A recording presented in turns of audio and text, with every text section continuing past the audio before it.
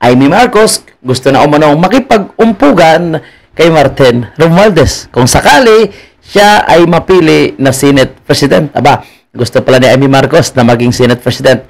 Magandang araw sa atin lahat mga kabayan, at yan po yung ating pag-uusapan. And of course, isa po sa ating topic di ngayon, itong mga reaksyon, komento rin ni Atty. Topacio, na bigyan din natin ng ating sariling reaksyon. Okay, puntahan muna natin itong sinasabi ni Amy Marcos. Sabi niya, may nakikisuyo, palagay ko ang gusto lang nila makipag-umpugan ako kay Tambaloslos. Sabi niya, handa na daw siya. At ang sinasabi niyang nakikisuyo, no, ay walang iba kundi si President Duterte daw nung pumunta itong si Amy Marcos sa Dahig. At sabi niya nga ni Amy Marcos, no, handa na siya kung sakali man na siya po ay mapili na maging Senate President. So anong umpugan ng mangyayari mga kababayan po natin, no? Posible kaya na itong trap planado o baka mabudol na naman tayo kapag maging Senate President itong si Amy Marcos. Anyway, no? Basta yan ang sinabi ni Amy Marcos. And umpugan ang pinag-uusapan, ganun din actually yung nangyayari ngayon mismo sa city po, no? Sa syudad mismo ni Martin Romualdez, na bumabanat din itong kanyang pinsan na si Mayor Alfred Romualdez dahil bigla daw pong pinasara, no, itong San Juanico Bridge. Binigyan lang sila ng 48 hours at wala pong tamang information. Walang warning, no, na isara natin after 1 month, 2 months, nagulat na lang sila 48 hours lang. 48 hours lang, mga kababayan, yung binigay sa kanila. So, ang sinisisi po nitong si Alfred ay ang DPWH. Pero hindi daw po DPWH ang may kasalanan, kundi ang Kongreso dahil ibinulgar ni Richard Gomez na napakaliit lang pala ang budget na binibigay dyan para sa San Juanico Bridge. Anyway, usaping umpugan ng bawat pamilya, yan po yung ating pakinggan mula po sa isang eksperto, of course, na si Atty. Topacio. Sige, pakinggan natin ito, mga kababayan. Kakapatid, magkakamag-anak, ha? Uso ngayon yan, sir. Oo nga, kitab to. Yung nababalitaan natin na si Senator Amy pala, bakit ayaw? Si Senator Amy pala ay tinutulak. Hindi tinutulak na yung ayaw ni Pangulong Duterte na tulak, ha? Hindi, yung tulak na yun. Tinutulak para maging Senate President. Wow. Oh, di ba? Kung magkakaganon ay for the first time ang executive Marcos, ang legislature, ang House ay pinsan ni Marcos, ang Senate, ang leader, kapatid ni Marcos. Puro Marcos na naman. Yung ang sinasabi ko, na kapag si Martin pa rin, si Amy at si Bongbong, no? Mamaya mabudol tayo dito. Mga kababayan. Kaya ako wala akong tiwala na si Amy Marcos ay gawing Senate President, no? Okay na ako siguro kay Chis and Congressman Marcolita kung pwede, pero sa ngayon mukhang si Chis yung nagpapapil dahil sa issue ng impeachment. Okay lang, bahala sila dyan. Basta't importante tayo ay proteksyonan at suportahan natin ang mga Duterte, mga kababayan. So, sige, umpugan. Pero alam naman natin na ang mangyayari dito kung ito ay matutupad ay magkakabanggaan si Amy at saka si Speaker Romualdez. Oo, sapagkat siyempre kung ikaw ang Senate President, kontrolado mo yung mga proceedings sa Senate to a greater or lesser extent. At siyempre naroon sa ngayon yung question ng impeachment. Iyon ang sinasabi natin. Kasi nakita naman natin si Amy is anti-impeachment, no? At of course, yung mga kaalyado ng kanyang pinsan, kaalyado ni Bongbong, ay pro-impeachment yan. At ilan sa kanila ay nagsasabi na. So, isa-isahin natin yan sila, mga kababayan po natin. Of course, si Soto, alam natin, Tulpo, no? Gatchalian, I don't know, mamaya tingnan natin, no? Hanapin natin. Mukhang may nakita po tayong interview patungkol sa komento ni Gatchalian patungkol sa impeachment. So of course, no, malaki kasi yung papel ng pagiging Senate President. So kung si Aimee, kaso ayaw ko talaga Aimee po siya. Kasi mahirap, baka mabudol. Okay na binigyan natin siya ng chance na maging senador, pero maging Senate President, sa ngayon, huwag na muna siguro, no? Di ba? Mainit na tinatalakay, di ba? Opo. Kung napanood mo yung debate Yes. between si Coco Pimentel at si Senate President Chis Escudero, kung saan tinutulak Yeah. ni Coco Pimentel yung impeachment, ayon namang schedule agad ni Chis, at Bilisan inaargumento daw, rin. sabi ni Senator Coco. Bilisan Siyempre, daw. bilisan. Siyempre, si Coco, alam mo naman yung asawa niya. May magandang katungkulan, no? Diyan sa Marcos administration. Yung asawa niya, si Katrina, Oo, nalagay special sa pwesto. envoy. Ayan. Nakalagay na. Nakalagay na. Special envoy. Opo. Special trade envoy to the United Arab Emirates. Nako, kaya pala nagigil itong si Coco, no? Na magpapakitang gilas kay Marcos Jr. Wow. Diplomatic Diba? position, di ba? Maganda yun, yung babae na yun. Oo, Ganda yun. yun. Kaya bumaliktad ang Coco. Oo, di ba? Natalakay na natin yan. May rason. Oo, lalong-lalo na ngayon, wala siyang gagawin ng 3 taon. Natalo Wala, nilang paso Ang bobo siya. Kasi olats siya sa ano. Lats.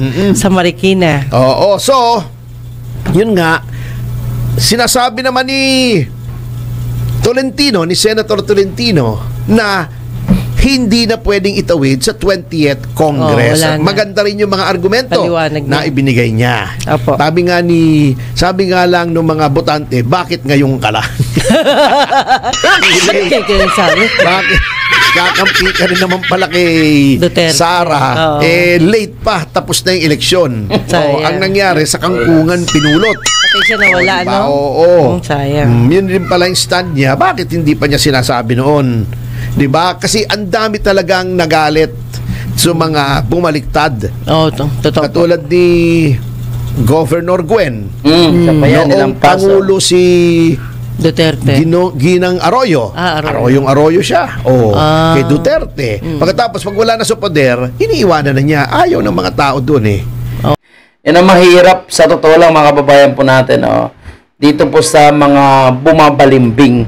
Kasi pag nakita nila, no, na talagang natatalo sila dahil sa kanilang pagbabalimbing, babalik na naman. So, nasa pamilya Duterte yan, no, kung paano nila tanggapin itong si Tolentino.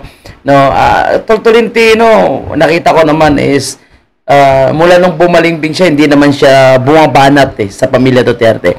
Kumbaga neutral lang siya, pero yung napasama lang sa kanya kaya natalo siya is doon talaga siya pumasok sa alyansa. And speaking of Gwen Garcia, tagam buti nga sa kanya, di ba? Di ba naglabas na siya ng pahayag? Yes. Bakit daw biglang naisipan naman from out of the blue na ayusin yung San Juanico Bridge at pagkalaki-laki pa daw ng budget. So, ito po yung binabanggit ni Atty. Topacio ay ang pahayag po nitong si Alfred Romualdez. So, na-upload natin yan, no? Kung saan ay kini-question ni Alfred Romualdez bakit maiksi lang yung panahon, no? 48 hours lang yung binigay sa kanilang oras para dito sa San Juanico Bridge. So, ngayon, isa po sa nagkaumpugan dyan ay itong si Alfred at itong si Martin, no? Lalong-lalo na, pinaliwanag ni Richard Gomez na hindi pala kasalanan ng DSWD, ng DPWH, no? Yung unang sinisisi kasi nitong si Alfred Romualdez ay ang DPWH dahil huli na daw or kulang na sa oras yung kanilang ibinigay na abiso, no, sa lokal na mga opisyal ng Tacloban. Na pag-alaman, no, na ang may control plus sa budget diyan ay ang House of Representatives. Hindi daw niya maintindihan, ang original estimate daw ay 800 million, naging 5 million ba? 5 billion! Wow. Ano ba yun? 7. Tignan nga natin kung 800 million, naging 7 billion. Billion yun. Baka lalagyan ng mas maganda.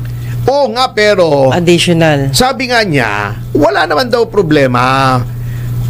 Pero sabi niya, paki-explika. Ayun. Bakit? Kasi,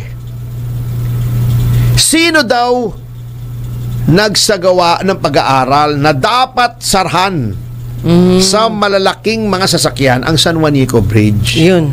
Kasi parang, ang kanya lang naman, kulang ng paliwanag eh. Opo. Bakit nananahimik yung bridge doon? Di ba? Ginagamit naman. Bigla na lamang, whoops! Sira yung bridge. Oh. So speaking of umpugan ha, isa-isayin natin mga kababayan. No? So ito na nga si Amy Marcos ay gusto niya pala na maging Senate President, no? Dahil gusto niya makipag-umpugan dito kay Martin Romualdez. Kung sakaling si Martin Romualdez pa rin ang magiging House Speaker pagdating ng 28th Congress, no? Na inaasahan po natin na magkakaroon po ng kalaban itong si Martin Romualdez. And of course, Romualdez versus Romualdez naman ang umpugan na nangyayari po sa Tacloban dahil sa isyu ng San Juanico Bridge. Una na po nagsalita itong si Mayor Alfred Romualdez at sinisisi niya po yung administrasyon ni Marcos Jr. and ang DPWH dahil sa hindi daw po maayos na pag-abiso sa kanila, kulang sa oras. Pero lumalabas po, base doon sa naging speech ni Richard Gomez, no, na lagi pala nagre-request naman ng budget ang DPWH. Pero no, hindi po binibigyan ng pondo ng Kongreso. At hindi lang po yan si Richard Gomez ang kumanta. Ganon din po ang sinabi ni Amy Marcos, no, na lagi naman nagpapalo up, no, ng budget yung San Juanico Bridge. Yun pala ang binibigay halos parang pintura lang, budget lang para sa pintura. So hindi binibigyan ng napakalaking budget, yun pala biglang isasara. At ang estimate na from 800 million nagbago and hindi lang po lumapit, no. So talagang sobrang lumayo ang budget, no. Dapat kung konting difference lang from 800 million, so 900 siguro or 1 billion. So parang may konsidera yan. Pero umabot na po ng 7 billion ang naging budget. At yan po ngayon ang binabanatan nitong si Alfred Romualdez, no, na parang magkakaumpugan din sila ni Martin dahil sa mukhang hindi po siya nasama sa plano bilang taga-Tacloban and si Martin is taga First District. Mukhang hindi po siya kasama sa meeting sa mangyayaring pagpapayos ng San Juanico Bridge. And tayo naman mga kababayan po natin, nag-aabang lang po tayo sa mga update, no, ng kaganapan sa politika. So kung mag-uumpugan sila, bahala sila, no, mag-update lang po tayo. At ang importante naman, ang makikinabang po is yung ordinaryong tao, mga Pilipino. Again, ito tatayo si Amy Marcos, kung siya maging Senate President, papanindigan niya kung ano po yung mga ipapasang batas, no, kung anong iimbestigahan dyan sa Senado, basta may kinabang ay ang taong bayan. So okay sa atin yan. Importante, no, masupalpal niya rin itong si Martin Romualdez na obvious na talagang naglulus tayo ng kaban ng bayan, particularly po sa pamumunud ng ayuda. And next po na pag-uusapan natin mga kababayan, marami po di umano sa mga kongresista from Visayas and Mindanao na nag-refuse ng pagperma ng support kay Martin Romualdez as a House of Representative or a House Speaker for 20th Congress. Nako po, mukhang tuluyan na atang ilang paso itong si Martin Romualdez. Tandaan natin mga kababayan, no, marami po sa mga kongresista dahil sa ginawa nila kay BP Sara sa pagtraidor nila ay nilampaso po sila nung nakaraang eleksyon. And again, kagaya kanina na sinasabi ni Atty. Topacio, isa po dyan sa nasampulan din ay si Gwen Garcia dahil sa kanyang pagkampi kay Lisa Marcos and kay Bongbong Marcos at binabanatan yung mga Duterte. No? Mayroon daw pong congressman sa Cebu. Nako po, na hindi pumirma rin pumirma ng impeachment, pero ngayon hindi na po pipirma ng support kay Martin Romualdez. Sino yan? Okay, yan po yung ating abangan sa ating susunod na update. Thank you and mabuhay po tayong mga Pilipino.